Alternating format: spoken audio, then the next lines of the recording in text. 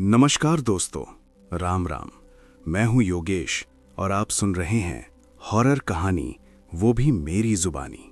तो दोस्तों, आज मैं आप लोगों के लिए एक बहुत ही डरावनी कहानी लेकर आया हूं।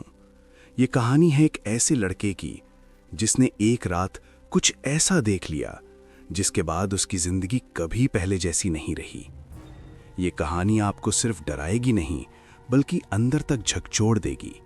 हर शब्द के साथ आपका दिल तेज धड़कने लगेगा और आप बार बार सोचेंगे, क्या सच में कुछ जगहें जिंदा होती हैं? ये कहानी उस डर की है जो बाहर नहीं, आपके भीतर जन्म लेता है। एक लड़का, एक पुरानी हवेली और एक ऐसा सच जिसे जान लेने के बाद नींद सुकून नहीं, सजा बन जाती है। अगर आप कमजोर दिल के हैं तो यहीं रुक जाइए, क्योंकि आगे जो है वो आपको डरने पर मजबूर कर देगा।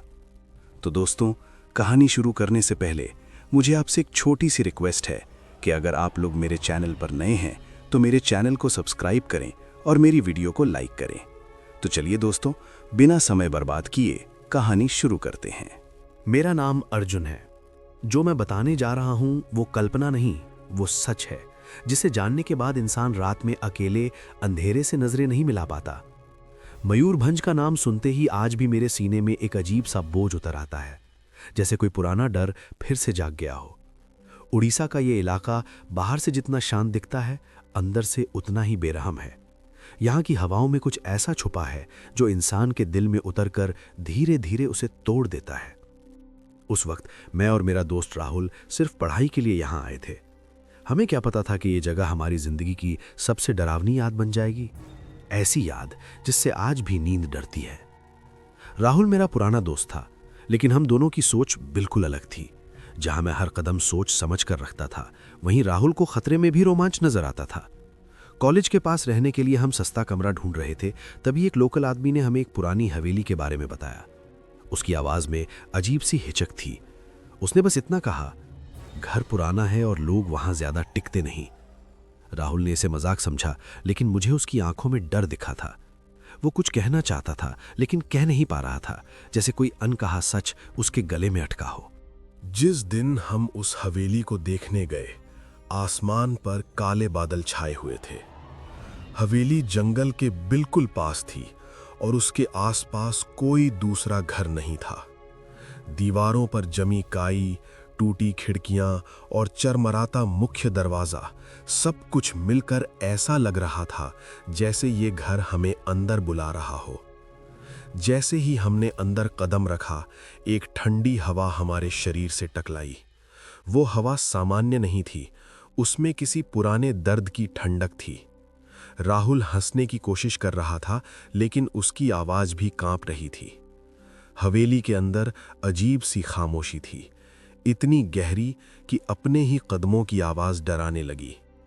दीवारों पर लगी पुरानी तस्वीरों में लोगों के चेहरे धुंधले थे, जैसे किसी ने जानबूझकर उन्हें मिटा दिया हो। घड़ियां बंद थीं, फिर भी हर तरफ टिक टिक की आवाज गूंज रही थी। दलाल ने चाबी देते वक्त सिर्फ एक बात कही थी, रात में ऊपर मत जाना। उस पल मुझे लगा हमने कोई बहुत बड़ी गलती कर दी है। पहली रात थकान की वजह से जल्दी नींद आ गई, लेकिन आधी रात को मेरी आंख अचानक खुल गई। कमरे में अंधेरा था, फिर भी मुझे महसूस हो रहा था कि कोई मुझे देख रहा है। सांस भारी हो गई थी। तभी अचानक पायल की हल्की आवाज, बहुत धीमी लेकिन बिल्कुल पास से। मैंने राहुल को जगाने की कोशिश की, पर वो गहरी नींद में था। कुछ सेकंड बाद आवाज बंद हो गई, लेकिन कमरे का तापमान अचानक गिर गया। उस रात पहली बार मुझे लगा ये हवेली हमें स्वीकार कर चुकी है। अगली सुबह सब कुछ सामान्य लग रहा था, जैसे रात में कुछ हुआ ही ना हो। राहुल ने मेरी बात को डर बताया, लेकिन जैसे जैसे शाम ढलती गई, हवेली का रंग बदलने लगा। दीवारों से अजीब सी आवाजें आने लगी। बिजली बार बार चली जाती और हर बार अंधेरा पहले से ज्यादा गहरा लगता। ऐसा लगता था जैसे ये घर दिन में सोता है और रात में जागता है, और जैसे ही वो जागता, हम दोनों उसके सामने बेहद छोटे और कमजोर हो जाते। तीसरी रात राहुल भी टूट गया। रात करीब 2 बजे उसने मुझे झकझोर कर जगाया। उसकी आंखें फटी हुई थीं। उसने कांपती आवाज में कहा, अर्जुन, किसी ने मेरा नाम लिया। हमने दरवाजा खोला। बाहर अंधेरा और सन्नाटा था। तभी सीढ़ियों की तरफ से किसी के चलने की आवाज आई, धीरे, जानबूझकर, जैसे कोई चाहता हो कि हम उसकी मौजूदगी महसूस करें। उस पल हमें यकीन हो गया, हम इस घर में अकेले नहीं हैं। अगले दिन हमने आसपास के लोगों से पूछना चाहा, लेकिन जैसे ही हम हवेली का नाम लेते, उनके चेहरे बदल जाते। एक बूढ़े आदमी ने डरते हुए कहा, वो घर खाली रहना चाहिए था। बस इतना कहकर उसने हमें वहां से जाने का इशारा कर दिया। उसकी आंखों में वो डर था जो सिर्फ देखा हुआ डर होता है। उस दिन मेरे मन ने तय कर लिया, हमें यहां से निकलना चाहिए। लेकिन राहुल अब पीछे हटने को तैयार नहीं था। उसे लगने लगा था कि इस हवेली के पीछे कोई भयानक सच छुपा है। उस शाम हवेली ने अपना असली चेहरा दिखाया। बिजली अचानक चली गई। पूरा घर अंधेरे में डूब गया। तभी ऊपर से किसी औरत के रोने की आवाज आई, दर्द से भरी, टूटी हुई। मेरे रोंगटे खड़े हो गए। दलाल की बात फिर याद आई, ऊपर मत जाना। लेकिन राहुल सीढ़ियों की तरफ बढ़ चुका था। डर और जिज्ञासा दोनों हमें ऊपर खींच रहे थे। हम सीढ़ियों के नीचे खड़े थे। रोने की आवाज अब साफ सुनाई दे रही थी। तभी मेरे कान के पास किसी ने फुसफुसा कर कहा, वापस जाओ। मेरी सांस रुक गई। राहुल ने भी वो आवाज सुनी थी। उस पल हमें समझ आ गया, ये हवेली सिर्फ एक पुराना घर नहीं, ये उन आत्माओं का कैद खाना है जिनकी कहानी कभी पूरी नहीं हुई। और अब हम उस कहानी का हिस्सा बन चुके थे। सीढ़ियों के नीचे खड़े होकर हम दोनों कुछ सेकंड तक बिल्कुल चुप रहे। ऊपर से आती औरत की रोने की आवाज अब पहले से ज्यादा साफ थी, जैसे वो किसी दर्द को दबाने की कोशिश कर रही हो। हर सिसकी के साथ हवेली की दीवारें हल्की सी कांप जाती थीं। मैंने राहुल का हाथ कसकर पकड़ लिया, लेकिन वो हाथ पसीने से भीगा हुआ था। मेरे दिमाग में बार बार वही आवाज गूंज रही थी, वापस जाओ। ये चेतावनी थी या धमकी, में समझ नहीं पा रहा था, लेकिन राहुल की आंखों में डर से ज्यादा जिद थी। उसने धीमी आवाज में कहा, अगर हम आज नहीं गए तो ये आवाज हमें हर रात सुनाई देगी। उसके शब्दों में हिम्मत कम और बेचैनी ज्यादा थी।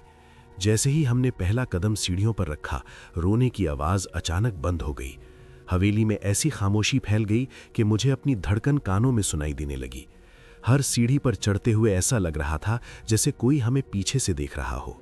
हवा भारी हो चुकी थी, सांस लेना मुश्किल लग रहा था। ऊपर की मंजिल पर पहुंचते ही एक अजीब सी गंध आई, पुराने लोहे, सीलन और किसी सड़ी हुई चीज की। उस पल मेरे मन में बस एक ही ख्याल था, कुछ चीजें इंसान को बुलाती नहीं, खींचती हैं, और हम उसी खिंचाव का शिकार बन चुके थे।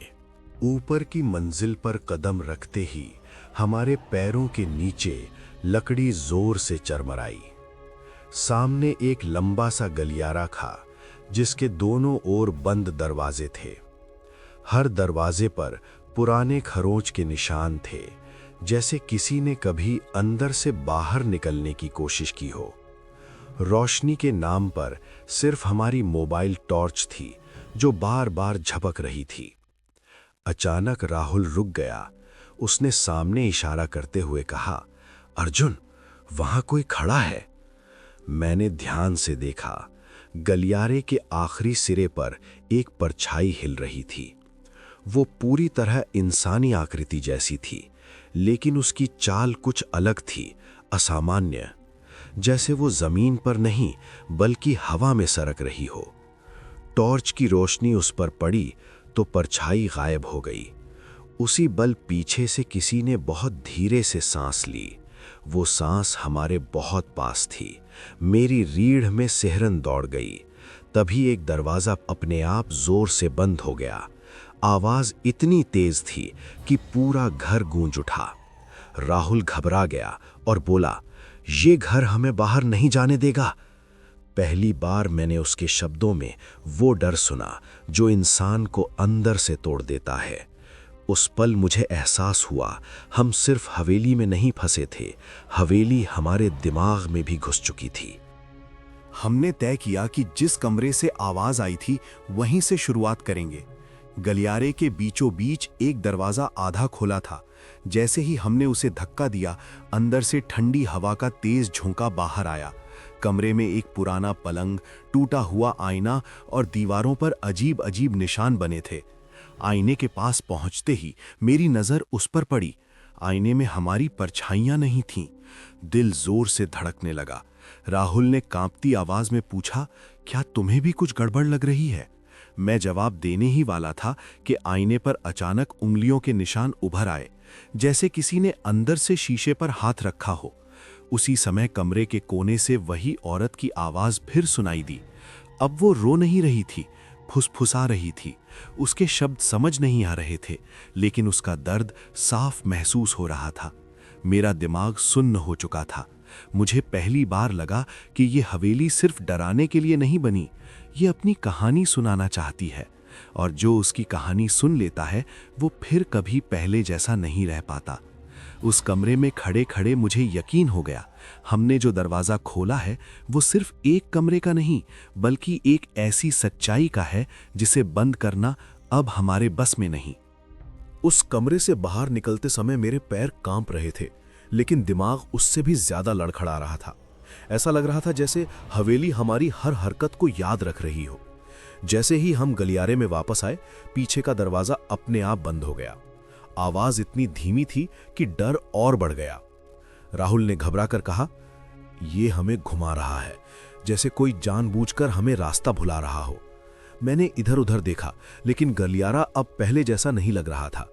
दीवारें ज्यादा नजदीक आ गई थीं, छत नीचे झुकती हुई महसूस हो रही थी। सांस लेना भारी हो गया था। तभी दीवार पर लगी एक तस्वीर मेरी नजर में आ गई। उसमें एक औरत थी, उसी पायल वाली औरत जैसी, लेकिन उसकी आंखें खरोंची हुई थीं। उस तस्वीर के नीचे तारीख लिखी थी, बहुत पुरानी। मेरे अंदर एक अजीब सी सिहरन दौड़ गई। तभी अचानक टॉर्च की रोशनी पूरी तरह बुझ गई। अंधेरे में राहुल की आवाज कांपती हुई सुनाई दी, "अर्जुन, मुझे लग रहा है कोई हमें छू रहा है।" उसी पल मेरे कंधे पर किसी ठंडी उंगलियों का एहसास हुआ। मैं चिल्लाना चाहता था, लेकिन आवाज गले में अटक गई। हवेली अब सिर्फ जगह नहीं रही थी, वो हमें महसूस कर रही थी, पहचान रही थी। अंधेरे में हमें रास्ता समझ नहीं आ रहा था। तभी अचानक गलियारे के आखिर में हल्की सी पीली रोशनी दिखाई दी। वो रोशनी सामान्य नहीं थी, वो कांप रही थी, जैसे सांस ले रही हो। हमारे पास कोई और रास्ता नहीं था, इसलिए हम उसी दिशा में बढ़े। जैसे जैसे हम आगे बढ़ते गए, रोशनी तेज होती गई और उसके साथ साथ एक धीमी सी मंत्र जैसी आवाज भी सुनाई देने लगी। शब्द साफ नहीं थे, लेकिन उनमें गुस्सा और दर्द दोनों थे। हम एक बड़े कमरे में पहुंचे, जिसके बीचों बीच जमीन पर अजीब सी आकृतियां बनी हुई थीं, जैसे किसी ने खून से गोले और चिन्ह बनाए हों।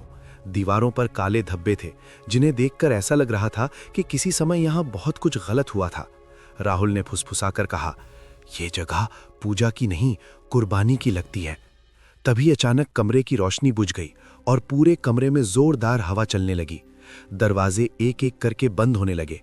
हर बंद होती आवाज के साथ मेरा दिल बैठता जा रहा था। उस पल मुझे पहली बार पक्का यकीन हुआ, ये हवेली हमें बाहर जाने नहीं देगी जब तक हम वो नहीं देख लेते जो यहाँ दफन है। हवा अचानक थम गई और कमरे में फिर वही खामोशी छा गई, भारी, डरावनी, जानलेवा। बीच वाले चिन्ह के ऊपर अब एक आकृति खड़ी थी। उसका चेहरा साफ नहीं दिख रहा था, लेकिन उसके पैरों में बंधी पायल की आवाज दिल में चुभ रही थी। वो धीरे धीरे हमारी तरफ बढ़ी। हर कदम के साथ रोशनी कम होती जा रही थी। राहुल पीछे हटने लगा, लेकिन उसके पैर जैसे जमीन से चिपक गए हों। मैंने उसका हाथ खींचा, पर वो हिल नहीं पा रहा था। तभी उस आकृति ने पहली बार मुंह खोला। आवाज सीधे कानों में नहीं, दिमाग में गूंजी, "तुम सुनने आए हो, अब पूरा सुनना पड़ेगा।" मेरे सिर में तेज दर्द उठने लगा। दीवारों पर अचानक दृश्य उभरने लगे, लोग भागते हुए, चीखें, आग और वही औरत जमीन पर गिरी हुई। ये हवेली हमें अपना अतीत दिखा रही थी। हर तस्वीर के साथ मेरा डर गहराता जा रहा था। मुझे समझ आ गया, ये कोई साधारण भूत नहीं था, ये एक ऐसा दर्द था जो मरने के बाद भी यहाँ कैद रह गया था, और अब उसने हमें अपना गवाह चुन लिया था।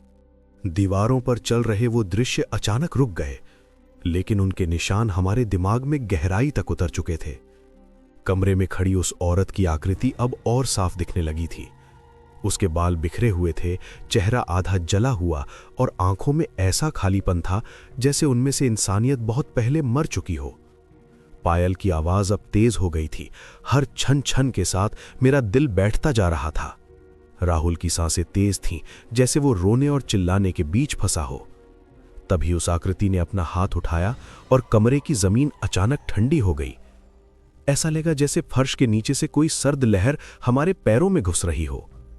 मेरे दिमाग में अजीब सी आवाजें आने लगीं, टूटे हुए शब्द, अधूरी चीखें और मदद की गुहार। मुझे एहसास हुआ कि यह हवेली सिर्फ दिखा नहीं रही थी, ये हमें महसूस करा रही थी। वो दर्द, वो डर, वो बेबसी, सब कुछ। राहुल अचानक जमीन पर बैठ गया। उसकी आंखें खुली थीं, लेकिन वो कहीं और देख रहा था। मैंने उसका नाम पुकारा, लेकिन उसने कोई जवाब नहीं दिया। उस पल मुझे सबसे ज्यादा डर इस बात का लगा कि कहीं यह हवेली उसे मुझसे छीन न ले, क्योंकि यहां जो भी कमजोर पड़ता है, हवेली उसे अपना बना लेती है। मैंने पूरी ताकत से राहुल को झकझोरा। कुछ सेकंड बाद उसकी आंखों में हल्की सी हरकत हुई। वो बड़बड़ाने लगा, ऐसी भाषा में जो मैंने पहले कभी नहीं सुनी थी। उसके शब्दों में वो नहीं था जिसे मैं जानता था। ऐसा लग रहा था जैसे कोई और उसकी जबान से बोल रहा हो। तभी कमरे की दीवारें अचानक हिलने लगी। ऊपर से धूल और पुराने प्लास्टर के टुकड़े गिरने लगे। उस औरत की आकृति अब हमारे बिल्कुल सामने थी। उसने धीरे धीरे अपना सिर झुकाया और मेरे कानों के पास फुसफुसाई, वो मेरा है जैसे बाकी सब थे। मेरे अंदर कुछ टूट गया। मैंने राहुल का हाथ जोर से पकड़ लिया और पूरी हिम्मत जुटाकर चिल्लाया, नहीं। उसी पल कमरे की हवा जोर से घूमी और एक तेज चीख गूंजी, इतनी तेज कि मेरे कानों में दर्द होने लगा। आकृति पीछे हट गई, लेकिन उसकी आंखों में गुस्सा और बढ़ गया था। मुझे समझ आ गया कि डर से भागने से कुछ नहीं होगा। ये हवेली कमजोरी पहचानती है। अगर हमें बचना है तो हमें इसके सामने खड़ा होना पड़ेगा, चाहे अंजाम कुछ भी हो। अचानक कमरे की एक कोने में दीवार अपने आप खुलने लगी। पीछे एक संकरी सीढ़ी दिखाई दी जो नीचे की ओर जाती थी। हवा वहां से आ रही थी, ठंडी, नम और बहुत पुरानी। उस औरत की आकृति उस रास्ते को देखकर रुक गई। उसकी पायल की आवाज धीमी पड़ गई, जैसे वो वहां जाने से डर रही हो। मुझे लगा यही हमारा मौका है। मैंने राहुल को सहारा दिया और हम दोनों उस छुपे रास्ते की ओर भागे। जैसे ही हमने पहला कदम नीचे रखा, हवेली चीख उठी। वो आवाज किसी इंसान की नहीं थी, वो दीवारों, छत और जमीन सबसे एक साथ आ रही थी। सीढ़ियां बेहद संकरी थीं और हर मोड़ पर ऐसा लग रहा था कि कोई हमें पीछे से खींच लेगा। राहुल बार बार फिसल रहा था। नीचे पहुंचते ही हमें एहसास हुआ कि ये जगह हवेली का सबसे पुराना हिस्सा है। यहाँ दीवारों पर खून जैसे निशान थे और जमीन पर टूटी चूड़ियां बिखरी थीं। उस पल मुझे समझ आ गया, यही वो जगह थी जहां सब कुछ शुरू हुआ था, जहां से ये हवेली बुरी बनी। पत्थर के उस शिलालेख को देखते ही मेरे शरीर में अजीब सी सिहरन दौड़ गई। उस पर खुदा नाम सावित्री देवी जैसे हवेली के सीने से निकली एक चीख हो। तारीख दशकों पुरानी थी, लेकिन दर्द आज भी जिंदा था। मुझे पहली बार साफ समझ आया कि ये सब सिर्फ डराने के लिए नहीं हो रहा। पायल की आवाज, औरत का रोना, दीवारों पर उभरते दृश्य, ये सब किसी आत्मा की सनक नहीं, बल्कि एक इंसान की अधूरी कहानी थी। हवा में एक भारी उदासी घुल चुकी थी, जो सीने पर बोझ बनकर बैठ रही थी। राहुल चुप था, उसकी आंखें उस नाम पर टिकी थीं। मुझे लगा जैसे हवेली हमें धीरे धीरे अपना सच सौंप रही हो। शायद वो चाहती थी कि कोई उसे सुने, कोई उस दर्द को समझे जो बरसों से इन दीवारों में कैद था। उस पल मुझे महसूस हुआ, हम यहां गलती से नहीं आए थे। शिलालेख के आसपास जमीन पर बिखरी चीजों ने मेरे दिल की धड़कन बढ़ा दी। टूटी हुई चूड़ियां, जले हुए कपड़े के टुकड़े और एक पुरानी पायल, वही पायल जिसकी आवाज पहली रात से हमारा पीछा कर रही थी। राहुल ने जैसे ही उसे उठाने के लिए हाथ बढ़ाया, मैंने उसे रोकना चाहा, लेकिन देर हो चुकी थी। पायल उसके हाथ में आते ही पूरे कमरे में ठंड फैल गई। हवा इतनी भारी हो गई कि सांस लेना मुश्किल लगने लगा। दीवारों से अजीब सी सरसराहट आने लगी, जैसे कोई बहुत पुरानी यादें जाग रही हों। मुझे लगा जैसे हवेली ने एक और परत खोल दी हो। ये चीजें सिर्फ सामान नहीं थीं, ये उस औरत की आखिरी निशानियां थीं, जिन्हें समय ने मिटाने की कोशिश की, लेकिन पूरी तरह मिटा नहीं पाया। अचानक दीवार पर एक नया दृश्य उभर आया। इस बार वो पहले से ज्यादा साफ था। एक औरत, सावित्री, कमरे के बीच खड़ी थी। उसके चेहरे पर डर और बेबसी साफ दिख रही थी। उसके सामने कुछ लोग थे जिनके चेहरे धुंधले थे, लेकिन उनके इरादे साफ थे। कोई उसे सुन नहीं रहा था, कोई उसकी मदद को नहीं आया। दृश्य में चीखें थीं, हाथ जोड़कर की गई गुहार थी, और फिर आग। मुझे ऐसा लगा जैसे मैं किसी पुराने अपराध का गवाह बन गया हूं। राहुल की सांसें तेज हो गईं। उसने फुसफुसाकर कहा, यह सिर्फ मरी नहीं, इसे जानबूझकर मिटाया गया था। उस पल मुझे समझ आया कि यह हवेली सिर्फ डर की जगह नहीं है, ये एक अपराध की कब्र है। दृश्य अचानक गायब हो गया, लेकिन उसकी गर्मी अभी भी हवा में थी। कमरे में एक अजीब सी खामोशी फैल गई। वो खामोशी डरावनी थी, क्योंकि उसमें जवाब छुपे थे। पायल अब जमीन पर अपने आप हिल रही थी, बिना किसी के छुए। हर छन छन दिल के अंदर गूंज रही थी। मुझे महसूस हुआ जैसे कोई हमें देख रहा हो, गुस्से और उम्मीद के बीच झूलता हुआ। हवेली जैसे कह रही हो, अब तुम जानते हो। राहुल ने मेरी तरफ देखा। उसकी आंखों में डर के साथ जिम्मेदारी भी थी। सच जान लेना आसान होता है, लेकिन उसके बाद बच पाना मुश्किल। तभी ऊपर की मंजिल से जोरदार आवाज आई, कुछ भारी चीज गिरने की। दीवारें कांप उठीं। ऐसा लगा जैसे हवेली को पसंद नहीं आया कि उसका सच बाहर आ रहा है। हवा तेज हो गई और अंधेरा और गहरा। मुझे पहली बार लगा कि अब ये जगह हमें चुनौती दे रही है, जैसे कोई कह रहा हो, अगर सच चाहिए तो कीमत चुकानी पड़ेगी। राहुल ने पायल को वापस रखने की कोशिश की, लेकिन वो जमीन से चिपकी हुई थी। उस पल हमें समझ आ गया, कुछ चीजें एक बार उठाने के बाद वापस नहीं रखी जा सकती। सीढ़ियों की तरफ से तेज कदमों की आवाज आने लगी। इस बार वो धीमे नहीं थे, उनमें गुस्सा था, बेचैनी थी। हवेली अब शांत नहीं थी, वो जाग चुकी थी। राहुल ने धीमी आवाज में कहा, हमें यहां से निकलना होगा। लेकिन रास्ता साफ नहीं था। हर तरफ अंधेरा और बंद दरवाजे। मुझे लगा जैसे हवेली हमें घुमा रही हो। सच जानने की सजा यही होती है, रास्ते बंद हो जाना। तभी एक दीवार अपने आप खिसकने लगी। पीछे एक संकरी जगह दिखाई दी। वहां से ठंडी नम हवा आ रही थी। उस हवा में सड़ांध और दर्द मिला हुआ था। मुझे समझ आ गया, यह हवेली का सबसे पुराना हिस्सा है, जहां सब कुछ शुरू हुआ था। राहुल हिचक रहा था, लेकिन हमारे पास और कोई रास्ता नहीं था। पीछे की आवाजें और तेज हो रही थीं। हमने अंधेरे में कदम रख दिया। अंदर का माहौल और भी डरावना था। दीवारों पर खरोंच के निशान, जमीन पर सूखा हुआ खून और हर तरफ टूटी चीजें। ऐसा लग रहा था जैसे यहां से कोई कभी जिंदा बाहर नहीं निकला। मेरे दिमाग में बार बार वही सवाल घूम रहा था, क्या हम भी उन्हीं में से एक बन जाएंगे? राहुल की हालत बिगड़ रही थी। उसकी आंखों में डर के साथ थकान भी थी। अचानक हवा थम गई। सन्नाटा छा गया, ऐसा सन्नाटा जो तूफान से पहले आता है। मुझे महसूस हुआ कि हवेली अब आखिरी फैसला लेने वाली है। या तो वो हमें छोड़ देगी या हमेशा के लिए अपने अंदर कैद कर लेगी। मेरे शरीर का हर हिस्सा ठंडा पड़ चुका था, फिर भी अंदर कहीं एक जिद थी, अगर हम यहां से निकले तो इस सच को दबने नहीं देंगे। उस पल मुझे एहसास हुआ, कुछ जगहें इंसान को मारती नहीं, वो उसे गवाह बना लेती हैं, और गवाह बन जाने के बाद जिंदगी पहले जैसी कभी नहीं रहती। मयूरभंज की वो हवेली अब हमारे पीछे नहीं थी, वो हमारे अंदर आ चुकी थी। जैसे ही हम उस सकरे रास्ते में आगे बढ़े, पीछे का रास्ता अपने आप बंद हो गया।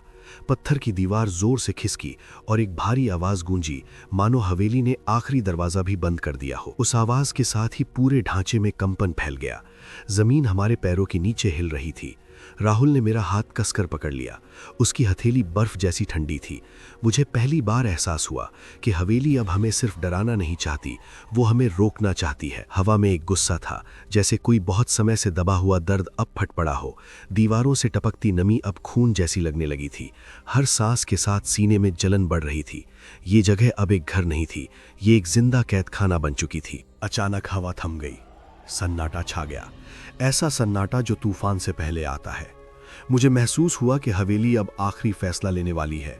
या तो वो हमें छोड़ देगी या हमेशा के लिए अपने अंदर कैद कर लेगी। मेरे शरीर का हर हिस्सा ठंडा पड़ चुका था, फिर भी अंदर कहीं एक जिद थी, अगर हम यहाँ से निकले तो इस सच को दबने नहीं देंगे। उस पल मुझे एहसास हुआ, कुछ जगहें इंसान को मारती नहीं, वो उसे गवाह बना लेती हैं, और गवाह बन जाने के बाद जिंदगी पहले जैसी कभी नहीं रहती। मयूरभंज की वो हवेली अब हमारे पीछे नहीं थी, वो हमारे अंदर आ चुकी थी। जैसे ही हम उस सकरे रास्ते में आगे बढ़े, पीछे का रास्ता अपने आप बंद हो गया।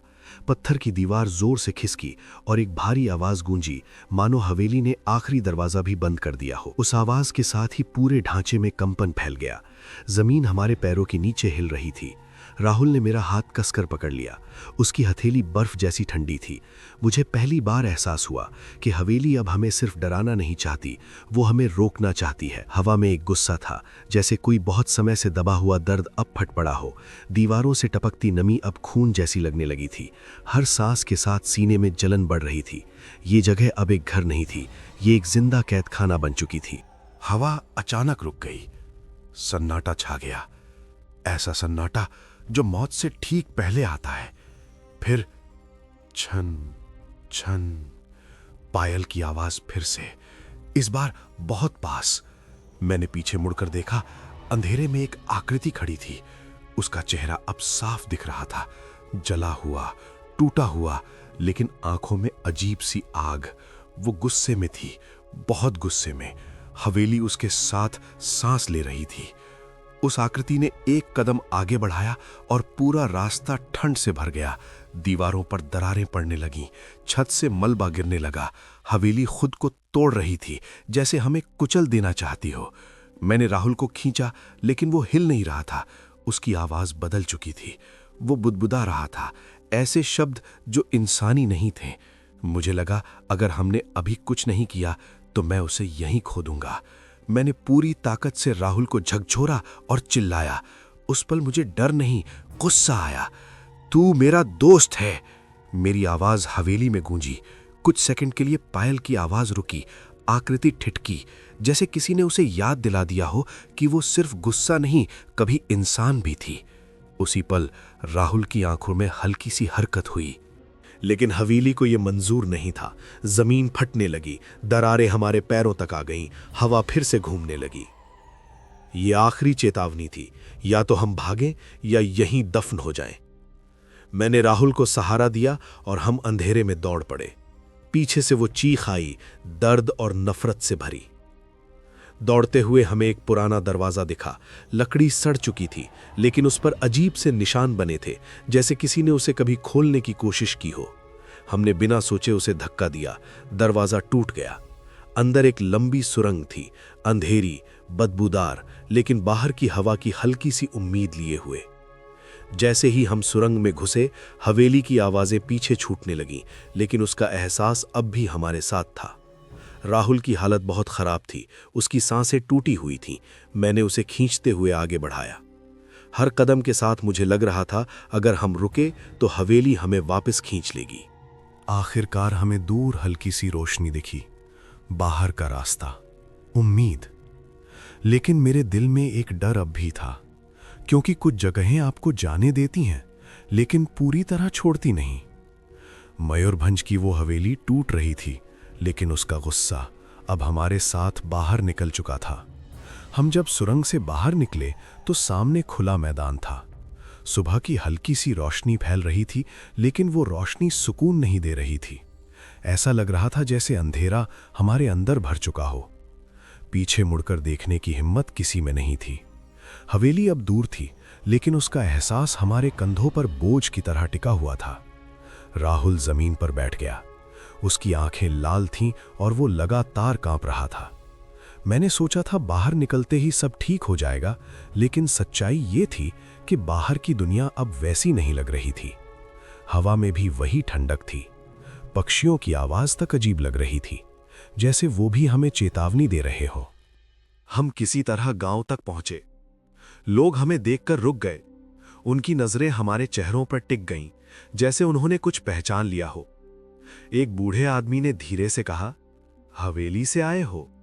उसके शब्द सुनकर मेरी रीढ़ में सिहरन दौड़ गई। उसने आगे कुछ नहीं पूछा, बस सिर झुकाकर चला गया। मुझे पहली बार एहसास हुआ कि ये सब सिर्फ हमारे साथ नहीं हुआ था। इस जगह के लोग जानते थे और जानते हुए भी चुप थे। रात होते ही असली डर वापस आ गया। हम एक छोटे से कमरे में थे, लेकिन मुझे दीवारें फिर से पास आती महसूस हो रही थीं।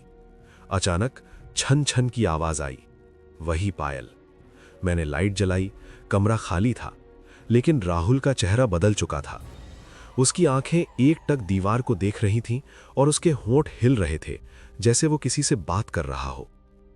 राहुल ने अचानक मेरी तरफ देखा और बोला, वो कह रही है कि अभी हिसाब बाकी है। उसकी आवाज उसकी नहीं थी, भारी, ठंडी और भावहीन। मैंने उसे पकड़ लिया, लेकिन उसने मुझे झटके से दूर धकेल दिया। उस पल मुझे समझ आ गया, हम में से कोई एक अभी भी हवेली के अंदर फंसा हुआ था। मुझे नींद आने पर डर लगने लगा। जैसे ही आंख बंद करता, वही दृश्य सामने आ जाते। आग, चीखें, जला हुआ चेहरा और हर बार अंत में वही औरत मुझे देखती हुई। उसकी आंखों में अब सिर्फ दर्द नहीं था, बल्कि सवाल था, तुम सच बताओगे या भूल जाओगे? अगली सुबह राहुल गायब था। कमरे का दरवाजा अंदर से बंद था, लेकिन वो वहां नहीं था। खिड़की खुली हुई थी और जमीन पर मिट्टी के निशान थे, सीधे हवेली की दिशा में जाते हुए। मेरा दिल बैठ गया। ये सब खत्म नहीं हुआ था, ये सिर्फ अगला चरण था। मैं अकेला ही उसे ढूंढने निकला। रास्ता जानते हुए भी अनजान लग रहा था। हर पेड़, हर मोड़ मुझे देख रहा था। मुझे लग रहा था जैसे कोई मेरे साथ साथ चल रहा हो। हवा में फिर वही जानी पहचानी ठंडक थी। हवेली अब पहले से ज्यादा टूटी हुई थी, लेकिन अंदर से आवाजें आ रही थीं। मैंने राहुल को देखा।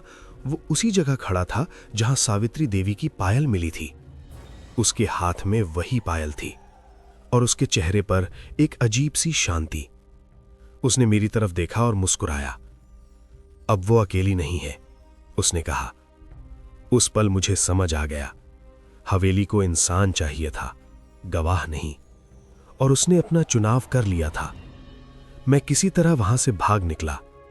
आज भी मैं जिंदा हूं, लेकिन हर रात पायल की आवाज सुनता हूं, क्योंकि कुछ कहानियां लिखकर खत्म नहीं होती, कुछ हवेलियां टूटकर भी जिंदा रहती हैं, और कुछ सच कभी बाहर आने नहीं देते। मैं कई दिनों तक उस इलाके से दूर रहा। शहर बदल लिया, लोगों से मिलना कम कर दिया, लेकिन दूरी किसी काम नहीं आई। रात होते ही वही हवेली मेरी आंखों के सामने खड़ी हो जाती। नींद अब आराम नहीं, सजा बन चुकी थी। जैसे ही आंख बंद करता, किसी के चलने की आवाज सुनाई देती। कभी लगता कोई मेरे सिरहाने खड़ा है, कभी लगता कोई नाम लेकर बुला रहा है। मैं जानता था ये सब सिर्फ यादें नहीं हैं, ये साथ चला आया है। हवेली ने मुझे छोड़ा नहीं था। मैंने खुद को समझाया कि राहुल चला गया है, सब खत्म हो चुका है, लेकिन दिल के किसी कोने में डर बैठा था कि कहानी अभी अधूरी है। एक रात मैंने अपने कमरे में जमीन पर मिट्टी देखी, वही लाल मिट्टी जैसी हवेली के आसपास थी। मेरी सांस अटक गई। खिड़कियां बंद थीं, दरवाजा भी। फिर ये मिट्टी आई कैसे? तभी आईने में मुझे हल्की सी परछाई दिखी। मैंने पलटकर देखा, कुछ नहीं।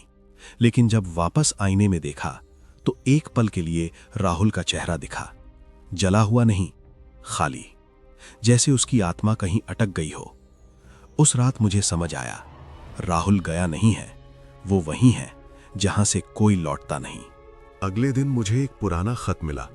कोई भेजने वाला नहीं था, उसमें बस एक लाइन लिखी थी, सच अधूरा है। मेरे हाथ कांपने लगे। मैंने तय किया कि भागने से कुछ नहीं होगा। अगर इस डर को खत्म करना है तो मुझे उसी जड़ तक जाना होगा। उस हवेली के सच को दुनिया के सामने लाना होगा, चाहे इसकी कीमत कुछ भी हो। मैंने गांव के पुराने रिकॉर्ड खंगाले। सावित्री देवी का नाम कहीं दर्ज नहीं था, जैसे वो कभी थी ही नहीं। लेकिन कुछ बुजुर्गों ने चुपचाप माना। उसके साथ बहुत बड़ा अन्याय हुआ था। उसे दोषी ठहराया गया, जला दिया गया और सच को दीवारों में दफना दिया गया। हवेली उसी पाप की निशानी थी और जो भी वहां गया वो उस पाप का हिस्सा बन गया। मैंने अपनी कहानी लिखनी शुरू की। हर शब्द के साथ डर बढ़ता गया, लेकिन मन हल्का भी होता गया, जैसे कोई बोझ उतर रहा हो। पर हर रात पायल की आवाज याद दिलाती, सिर्फ लिखना काफी नहीं है, सच सुनाना होगा, लोगों को चेतावनी देनी होगी। जब कहानी पूरी हुई, मैंने आखिरी पन्ने पर लिखा, अगर तुम ये पढ़ रहे हो तो उस हवेली के पास मत जाना। उसी पल हवा तेज चली, लाइट झपकने लगी, कमरे में वही ठंड फैल गई। मुझे महसूस हुआ किसी को मेरा लिखना पसंद नहीं आया। उस रात सपने में मैंने सावित्री देवी को देखा। वो अब गुस्से में नहीं थी, बस थकी हुई थी। उसने मुझसे कहा, तुमने सुना, यही काफी है। लेकिन उसके पीछे हवेली खड़ी थी, अभी भी जिंदा। अगली सुबह खबर आई, वो हवेली पूरी तरह गिर चुकी है। लोग कह रहे थे अब सब खत्म हो गया, लेकिन मैं जानता था कुछ खत्म नहीं होता, कुछ बस जगह बदल लेता है। आज भी जब कोई रात में पायल की आवाज सुनता है, लोग उसे वहम कहते हैं। मैं कुछ नहीं कहता, क्योंकि सच वही जानते हैं जो उसे झेल चुके होते हैं। ये कहानी यहीं खत्म होती है, लेकिन डर नहीं। अगर कभी तुम्हें लगे कि कोई जगह तुम्हें बुला रही है, तो मुड़ जाना, क्योंकि हर हवेली टूटने के बाद भी किसी न किसी इंसान के अंदर जिंदा रहती है।